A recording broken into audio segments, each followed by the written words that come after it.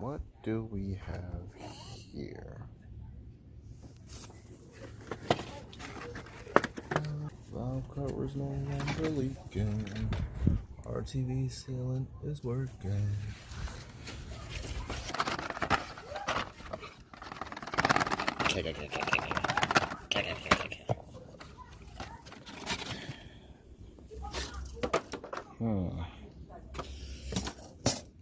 Lower intake manifold. Lower intake manifold. Needed this. Air intake manifold.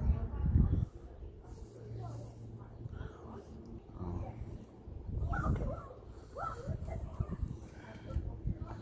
Let's get it. Man, look at all this oil that came out of this hole. I mean, it was just pouring out. There's a lot of oil that's being sent into this crankcase. I mean, look. Oil intake plan. Damn. Okay, so what you'll see now is behind the idle air control valve, little inlet into the intake manifold.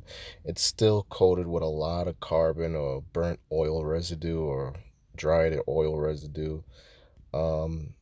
It's a lot in there, but it's not enough to, clog up where I've cleaned the passage for the EGR inlet.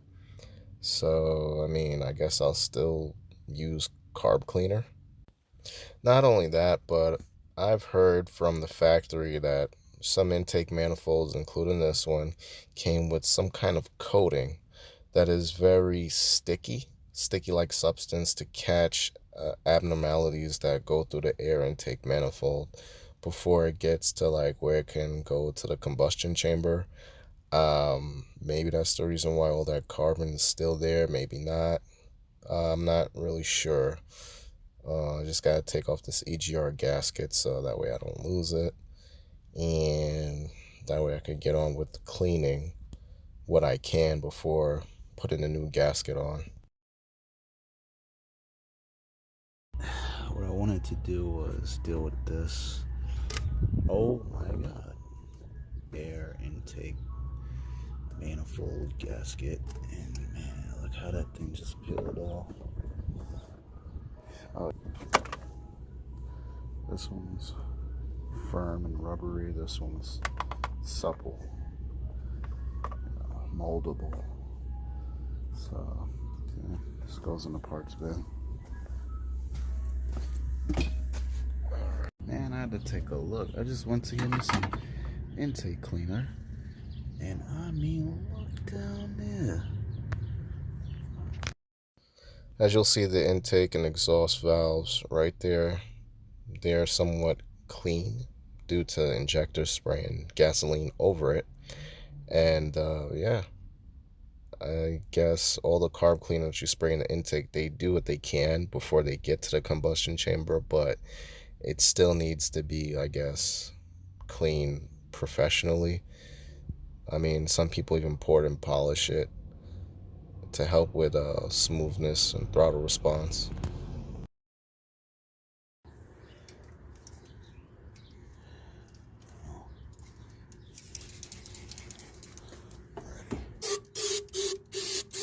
Just try and cover my injector wiring. Anything that's exposed, I don't want to spray any kind of flammable substance on it.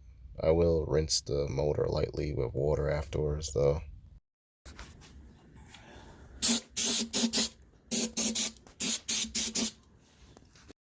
I'll do the same thing for the ports that are exposed on the intake manifold before I put it back on with the new intake manifold gasket, and watching out for the speed position sensor, any other electronics that are still mounted on there. You don't want to fail it prematurely. Yeah, so I'm just trying to use a little agitation without any bristles from a wire brush or a plastic brush that could fall down there. I'm not pushing all the way down. I don't want to bend my valves. I'm just using what I can that'll be effective, and if anything does fall off in there, it's just like, fibers from a rag. So what I'm doing now is cleaning the surface, prepping it for the new gasket, and I'm just going to take a look at the rear valve cover area. I already replaced the rear valve cover and put RTV sealant near the inner timing case. So I'm going to take a look around and see if there's any oil leaks, new or undetected leaks of any sort.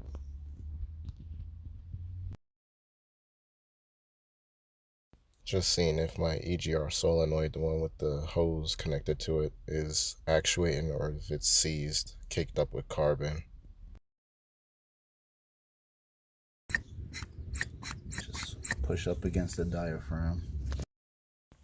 Usually the way to do this is outside the car, where you can look up how to test an EGR valve. If you press on the diaphragm and hold your thumb over where that line goes into, if it releases its vacuum and the valve moves, it's bad. I wasn't able to take it off that day, but as you can see, that's how an EGR valve looks when it's taken off fully.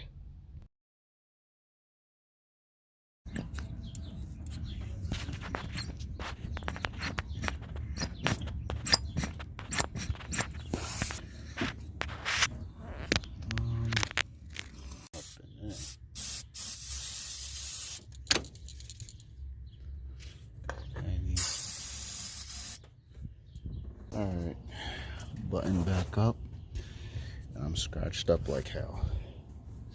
Why? I put these bolts in first and tightened them.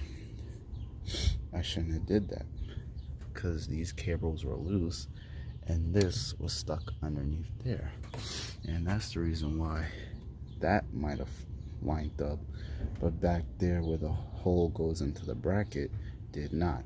It was like, and in the EGR tube it wouldn't connect to that. So if that wasn't enough, got that out the way, unloosened it. I say, you know what, I need to do everything at one time. Do the back first, because it's the last thing you take off before you're dealing with that stupid C-clamp, that hose back there. So I had to pivot this and shoot it down over the coil pack and wedge it in between those little brackets back there, and then it finally went flat. Then I could put all the bolts in back there and tighten it 1 2 3 1 2 3 all across till they evenly tight. Oh man, so annoying. But finally got it back together. All the hoses, PVC, cold engine, always best to find the vacuum leak.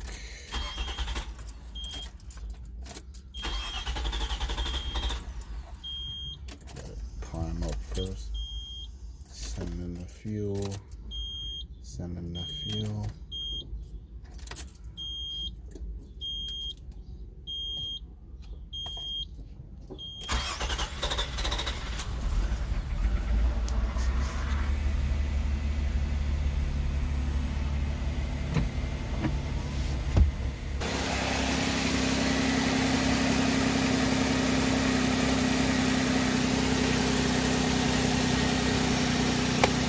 Feel it on the heart.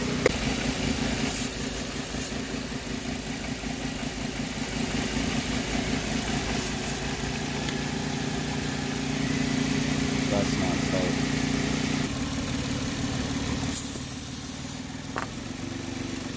There's your leak. Right back there.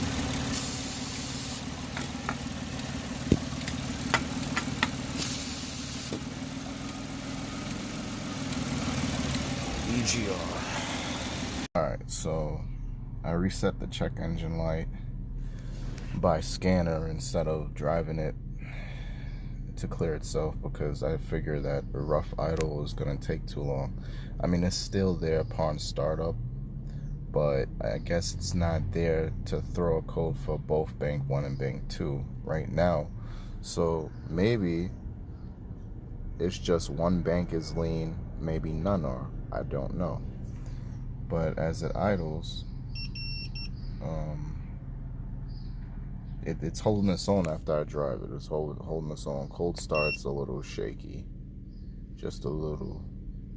So all I'm gonna do is go to live data right now and try to see how the fuel trims are looking. Hold on. Now, you know, some people that are more knowledgeable than me about how to scan with cheap scanners and dealer scanners, and they know what to look for. They know how to get a response. So right now it's idle, and the load percentage, I'm gonna see how much it increase.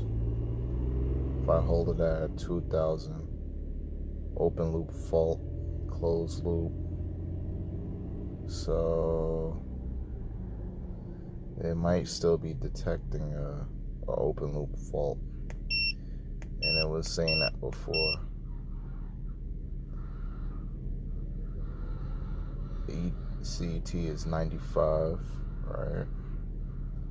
So I just want to go on down the list. Short fuel trim. Oh shit, we zeroed out. Long terms is 13. It's zeroed out, bro. You know, shit, but it's still climbing. Oh man. Yeah, there's still a vacuum leak. It's just not a definitive one to throw a check engine light right away. Long term, short term. We zeroed out though. It's zeroed out. So let me keep on going down.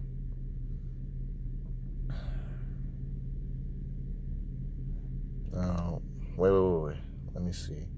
Before I do that, I want to just press on the gas. Let's see how high it gets. It should be zero, and it should go lower. Long term is still at 13.3. Short term is at 25. 24, 25. Alright. RPMs 700. Spark. See, it's doing this little grumbling right now. Just a little bit, very, very minor, like a little shake, just a little shake. And you would think that it has a motor mount issue, or one coil is getting ready to go bad. It has like a little tremble, but it's holding its own. And intake temperature is 41 degrees. The math is 3 grams, which is what it should be reading. 2 to 3 grams. O2.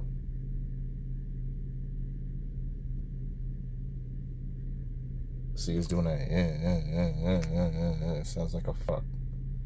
Excuse my language. It sounds like a beep beep truck. Okay, we'll just make screenshots of all of this. Okay.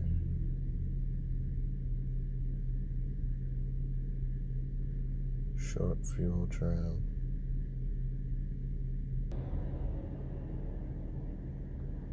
Okay. Catalyst is incomplete. That's what CAT stands for. It's actually a catalyst.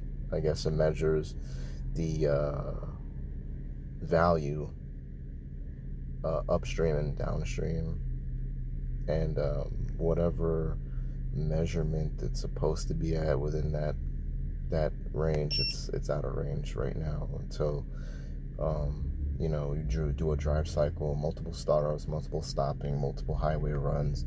Basically, make it a daily driver for a while if you have to go on the highway and go on local roads too. So it can modulate between 20 and 30 miles an hour down to like 5, and et cetera, et cetera. My evap, the heated cat which is an element that heats up the oxygen sensor, or the heated cat. Wait, no, don't pay attention to that one. The evap, that little switch in the back of the car, evap switch, solenoid, that's incomplete right now, but it's a new one. So I think that one takes a long time to get ready too. The O2 sensor, the main O2 sensor that goes inside of the cat or after the cat, that one's incomplete. The evap and the O2 take long. The heated O2 element is fine. And of course the EGR is whistle clean.